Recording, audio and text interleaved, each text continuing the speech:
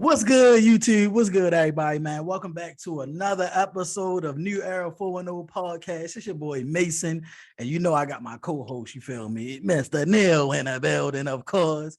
And we got our special guest today, drum roll. Uncle Grandpa. What's good, Uncle Grandpa? Thank you for coming in, man. We appreciate you coming through. How you feeling? I'm good. I'm good. Thanks for having me. What's going on, people? Love you, Uncle Grandpa. Much love. Much love. We posted you on our YouTube as a short, and we put Friday's mood. Definitely. No doubt. Sir.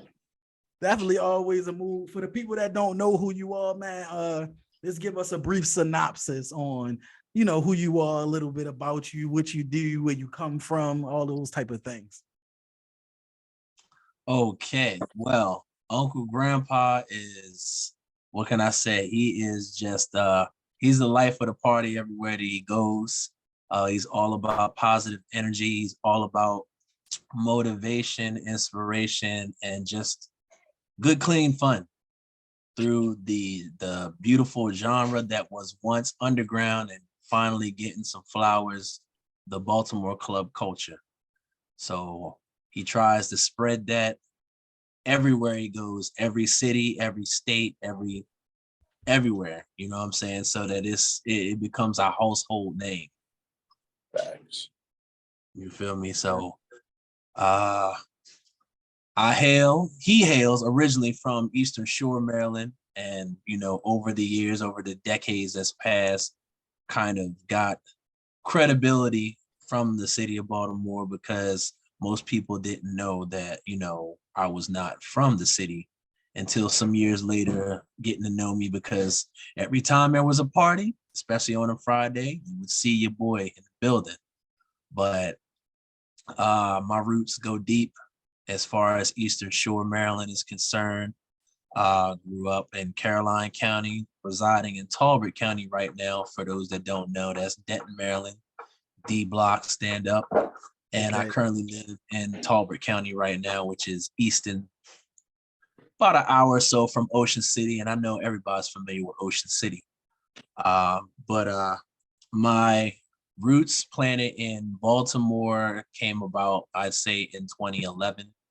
And the origin of Uncle Grandpa started in 2014. Started out as just sending a message to the club culture that, hey, I'm not too old to do this, even though I'm the oldest out here doing it. So it was kind of to send a message to all my competitors that, what I'm saying, don't let the age fool you. I can still compete. I can still do this thing at a high level. And I'm going to have fun regardless, win or lose. And from that point on, it kind of grew and took its own shape to the likes of which I never even dreamed that it would be today. Because Uncle Grandpa had took a seat a few years back, you know what I'm saying, because it was just meant for one night for the King of Baltimore competition. And it was just something to really get people's attention and open a whole bunch of eyes, which it did just that. But, before Uncle Grandpa really caught his heat, there was a dry spell time because, I've been doing this for a little bit, rolling with the Be More Than Dance family. Shout out to Neek Be Chillin'. And I was doing my thing, getting my love, putting my work in, putting that time in. But I'll be honest with you, it wasn't until the emergence of social media, I would say in 2020, 2021, that time frame is when I really broke out of my shell and got exposed to the world, just making a simple video mimicking a trending dance, which was the Carnell Stomp. Shout out to Carnell. And I did that video and it went crazy on social media because I was already familiar with TikTok, but the mindset wasn't there. You know what I'm saying? I really wasn't thinking of applying Uncle Grandpa to TikTok for that reason. I was just doing me at that point in time. It was just tired of general, just dancing, you know what I'm saying? Enjoying it, anything like that. But then one day I was like, you know what? I'm gonna fool around a little bit. I'm gonna go ahead, get suited and booted, and and I'm gonna try one of these trends and see what happens just for the fun of it. And Right. the result was crazy. And I said, okay, well, if they feeling me just from doing the Carnell stomp, I wonder how they feel if I just shake off, like just go in real quick. And Good move. Right. I Thank you. did that, and man, it was like firecrackers for real. And then it just, from that point on, my creative juices was like rejuvenated to a whole nother level. It was like, okay, I'm definitely on to something here, but it can't stop there because I feel like I haven't even scratched the surface of the potential. And then, so I got the idea, you know what? I'm gonna take this thing on the road. I'm not gonna just keep it, in town or in the city or going to a party. Like, I'm literally going to go everywhere that I can, and I'm just going to jump out there and just shock and awe people. And so I started doing that. I started picking random towns to show up in that had, type of different events, book flights to cities. I want to say in 2021, I must have traveled to at least 7 or 8 cities in the summer, from New York, Jersey, Philly, Delaware, Chicago, Vegas. Love that, bro. I think I'm missing one, but basically everywhere I went, video. And what really broke the mold for me, that let me know that this was not just a thing, that it was like a niche, it was like my calling to do, is coming back from Vegas. I got stuck in a layover flight. So I was sitting in Colorado in the airport, Denver International Airport. And I was there from 4 a.m. to 4 p.m. the next day. Woo. All day. You know what I'm saying? And I was just sitting there bored out of my mind. And it just hit me. I said, yo, why not make a video right here? Right here. So, I chilled a little bit and kind of assessed the area, and just looked to see, what are the odds of potential of me getting kicked out of here. I looked around, seeing people just migrating, doing a normal thing that they do at the airport. I said, nah, this, you get a feeling that something's going to go off without a hitch. So I said, okay, this is perfect. Went to the bathroom, got suited and booted, sat down, looked around. Everybody wasn't paying no attention to the old man with a cane and everything. I said, okay, oh, I got something for them. Sat and it was funny because as I started to move around, people started paying attention, like, what is he doing? Sat my little phone up to a little small portable speaker, real small, just loud enough that you could hear it. Not obnoxious loud, but it's just enough to cover the room. Sat down, set that bad boy up for a nice little 30-second jiffy. Sat down, waited for the countdown. Boom, boom, boom, boom. Music started going off, and as soon as like, little mama, so what you doing?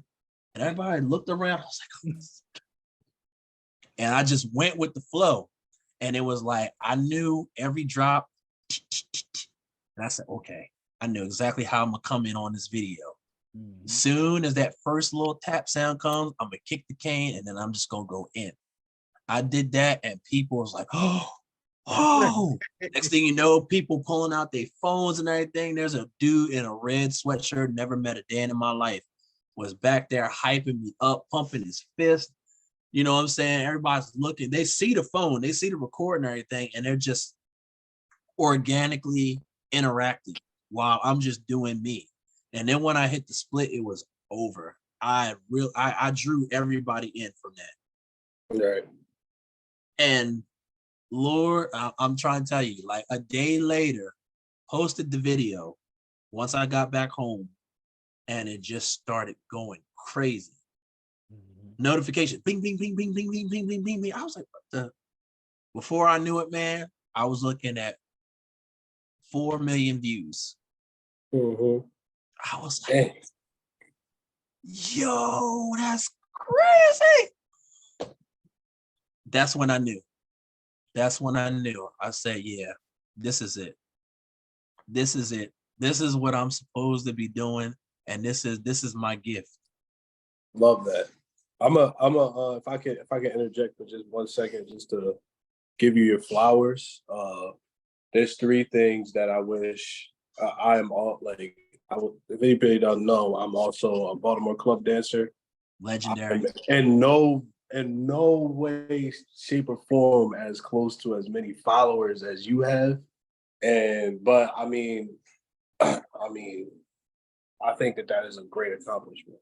But the flowers I really want to give is there's three things that you have that I wish that I had, and that is consistency, Yeah. that is discipline, Yeah. and that is passion, bro. Like those three things, like I wish I had like half of what you had, bro. Because it's beautiful to watch. I love to see it. Growing up as a Baltimore club dancer in Baltimore, like I had the vision to do pretty much what you're doing right now in the club scene.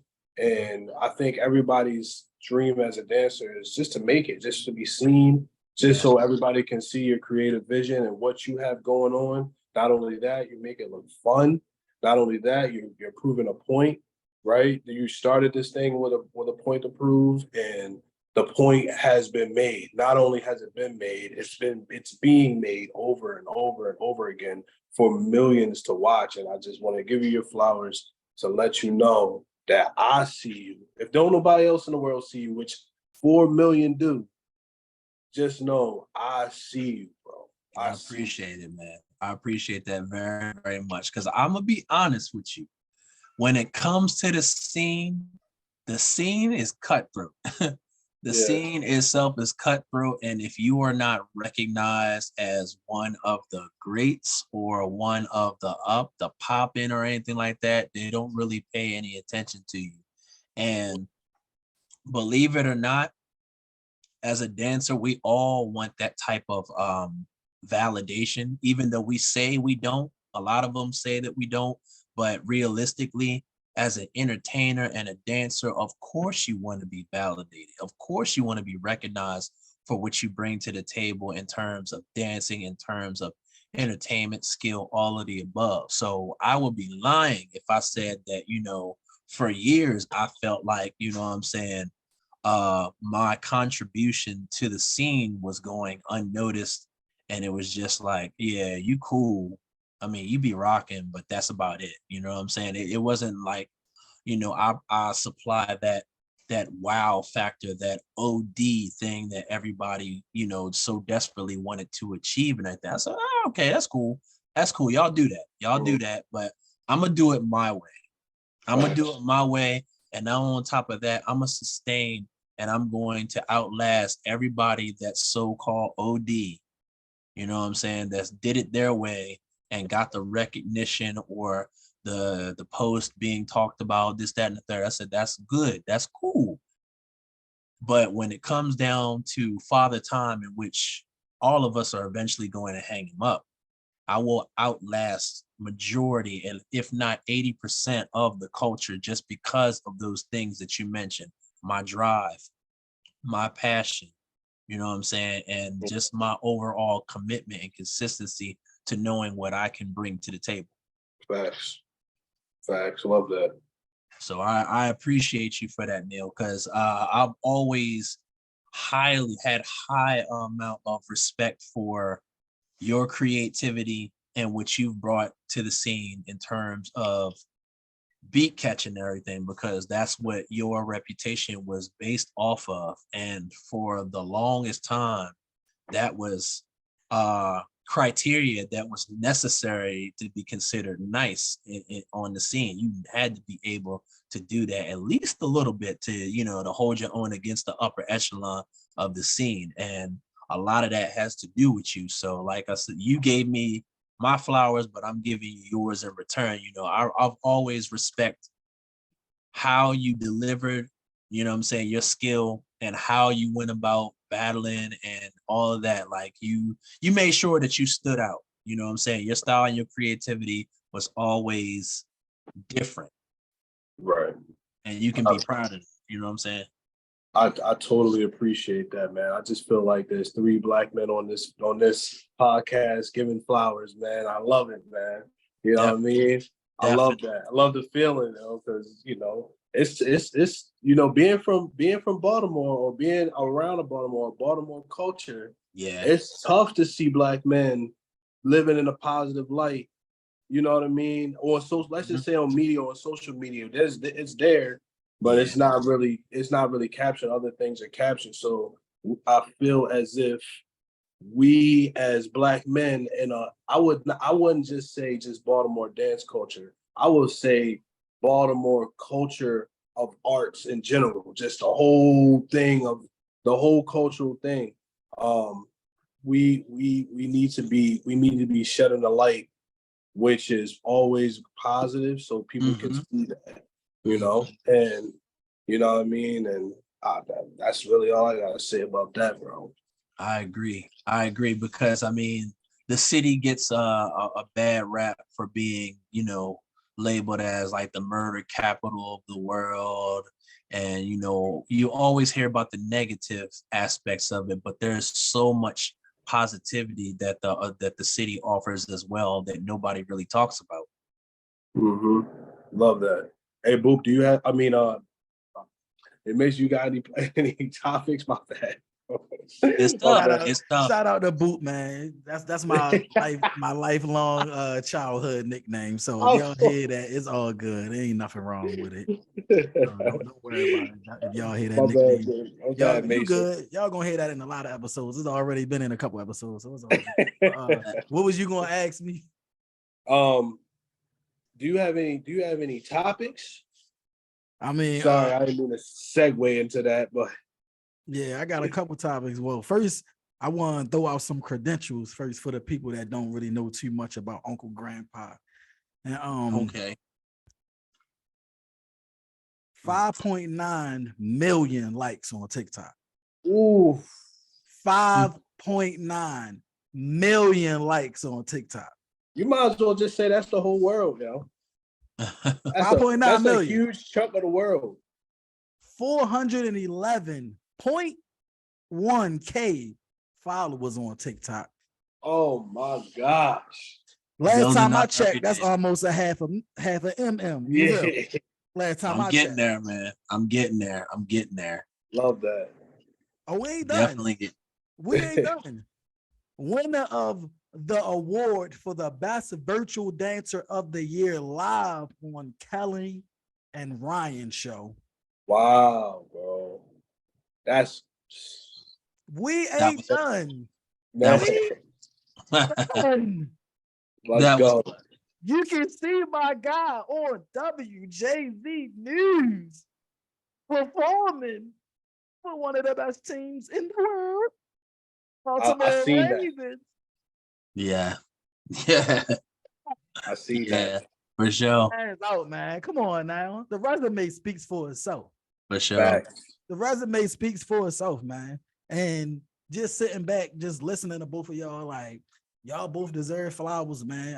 I appreciated the way that you guys took charge into making sure that y'all showed each other love, you feel me, showed each other, graciousness and gratefulness, because we don't really do that too many times in our life. Sometimes it's good. You never know what a person really going through, whether on the outside is looking like they got everything together and everything looking good for them. A lot of people still be having dark times, man. Everything Absolutely. Ain't peaches and cream, you feel me, or cookies and cream or whatever. It ain't none of that fruity stuff, you feel me, like all the fruit snacks and all of the the pretty stuff. It ain't like that all the time. So sometimes you never know how you can impact a person, you feel me. Like, I was having a great day, but I'm having an even better day just hearing how y'all was just validating each other off of the accomplishments that y'all feel like y'all made. So I just wanted to say I appreciate y'all doing that, man, because that's what I'm all about. That's what this podcast is all about, giving each other a platform to be able to do the things that we don't always necessarily be able to do on a regular daily basis. We definitely about mental health on here. We definitely about self-love and self-care, and all of the things that make you the best person that you can be, whether you be the best son, the best dad, you get what I'm saying, the best husband, boyfriend, whatever.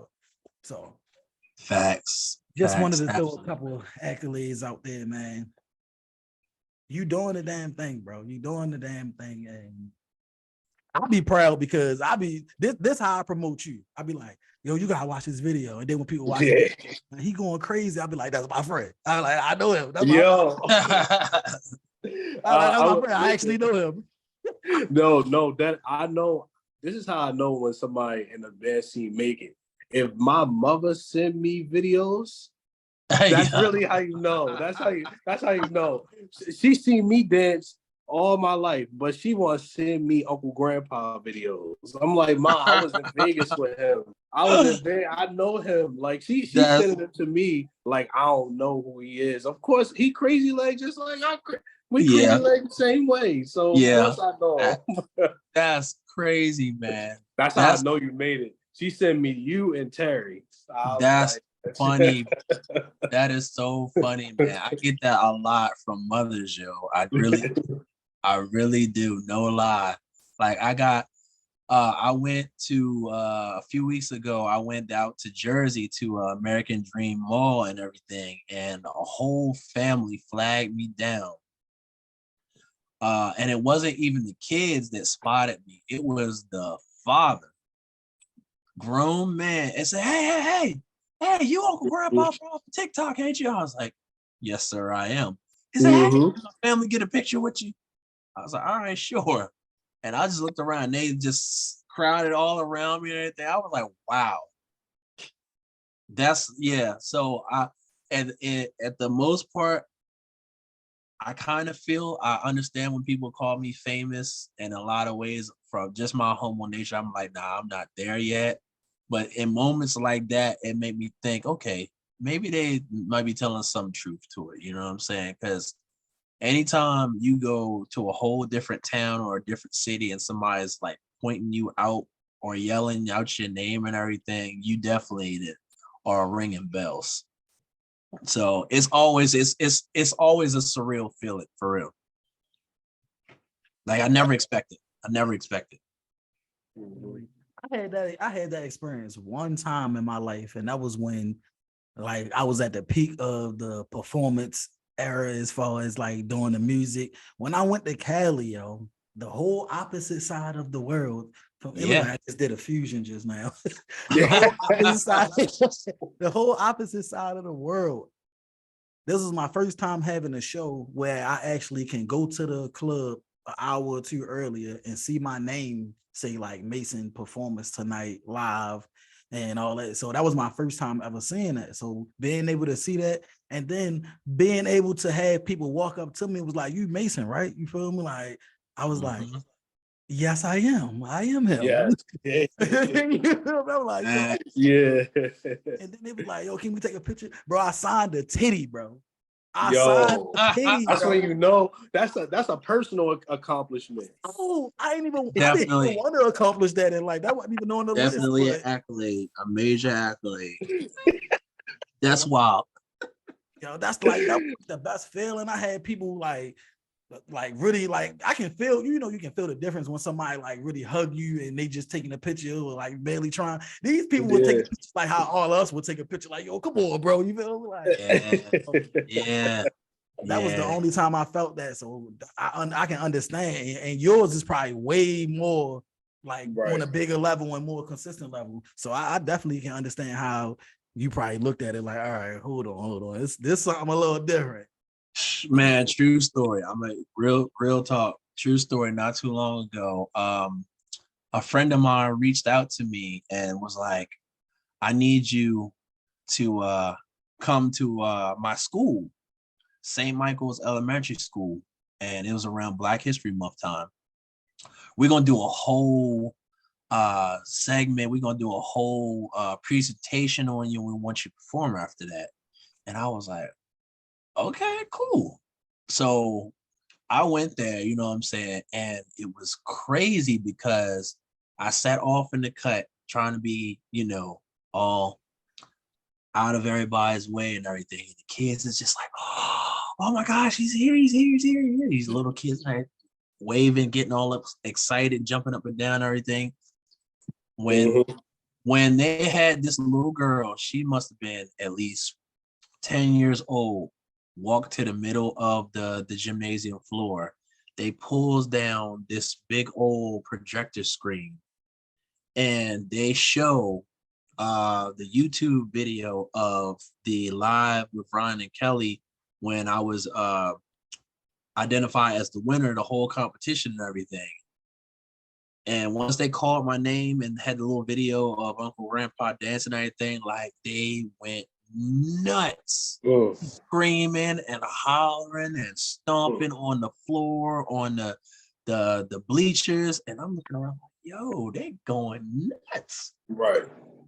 And then the girl gave a whole presentation, like she ran down everything, where I was from, what I was doing, how many followers I had, this, that, and the third. And he's from our state, this, that, and third. And I was just like, they talking about me. Right. Like it's like an out of body experience, you know what I'm saying? And I was just so humble and so touched when they were talking about me. I was like, yo, this is crazy.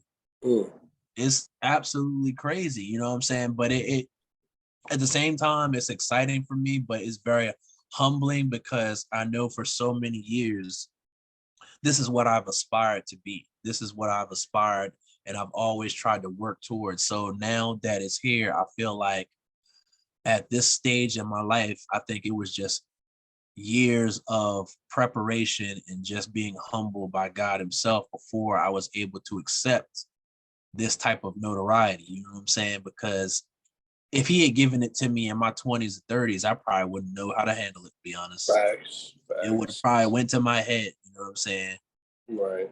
Now it's just it's more inspiration, you know what I'm saying? It's more to reach the next person, and more than anything, what really inspires me is when I get random messages from people saying, your videos make me smile and I was having a bad day, or I'm going through something and you made me laugh, or what you're doing is inspiring, keep doing what you're doing. Getting messages like that is everything to me because it lets me know that, you know what I'm saying, my presence is being felt and I'm changing the world. I'm inspiring the next person. I'm touching the next person, you know what I'm saying, whether they're an hour away from me or hundreds of thousands of miles away from me, but I'm impacting people in a positive way. And that's powerful to me. Yeah, that's one of the best feelings. Like I feel like all genuine people on this earth yearn that feeling right there. And it don't necessarily gotta be that same exact way, but I feel like just knowing that you made an impact in at least one other person's life, my bad. It just make you feel like you accomplished something great. You get what I'm saying? Like that's not something light. That's something that's like way on your heart. You feel me? It does, and I feel like that's the type of thing that's going to transition when our judgment day comes. Like your good deeds, what did you do to contribute to the next person while you were here? You know what I'm saying? It ain't gonna matter how much money we had or anything like that. I think it's gonna be what was your mark on this world? What kind of mark did you leave on this world before God calls you home? Or, whatever, whomever you know what I'm saying, go by your higher calling or whatever. Me personally, I rule with Christ. So at the end of the day. Oh, I did not. I'm so sorry. That was a legit cough. I'm so sorry. That was bad timing. The funny part is, not to cut y'all off, the funny part is nobody was going to think that, but I knew you was going to do that, bro. I knew. I'm sorry, yo. Just the type of person you is. I ain't think that, and I'm pretty sure Uncle Grandpa, I ain't think you was coughing at that either. No, not at all. Not at all. But I think that's just it, man. Like, we need to be on this earth to serve some type of purpose, you know what I'm saying? Whatever gift or skill that God has given us, we need to be able to pay it back, to pay it forward and give him his glorious due from it, because ultimately that's the one that deserves the flowers more than anything. So to be able to entertain and to reach hundreds of thousands and potentially millions of peoples in a day, that ain't nothing but God, man. You know what I'm saying? And I'm thankful every day that I have breath to breathe to do it again.